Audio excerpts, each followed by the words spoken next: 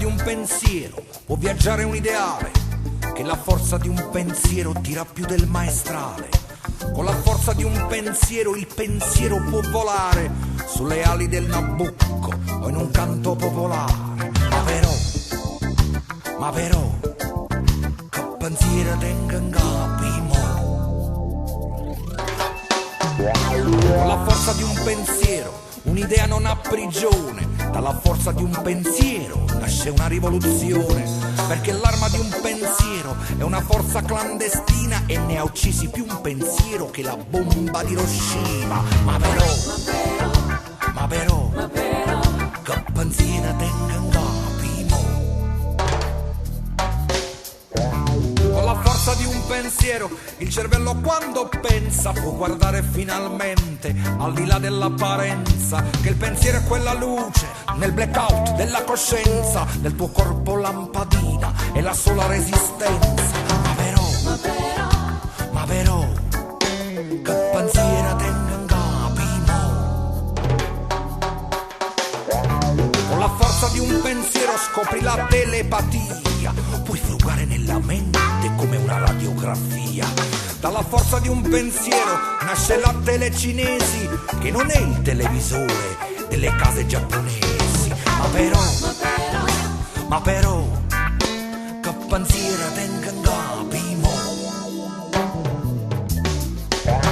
Con la forza di un pensiero puoi sconvolgere un concetto, e così è la montagna che va in cerca di Maometto. E se pensi di pensare a un pensiero mai pensato, alla fine del pensiero ti ritrovi spensierato. Ma però, che pensiero tengo in capo mo? Walking.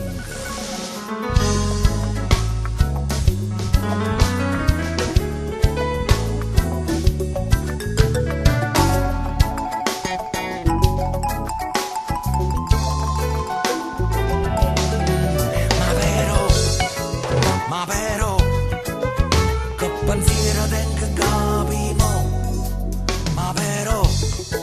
Ma però, che pensiero tengo in capo mo? Che pensiero.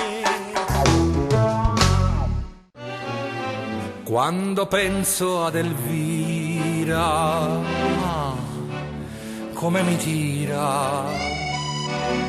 Quando penso a Eleonora, mi tira ancora. Quando penso a Rachele,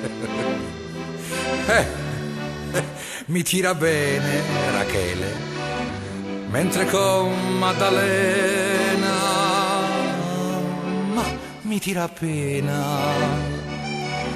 Ma pourquoi avec Mario ne me tire non più? È un mistero davvero, mi si ammoscia il pensiero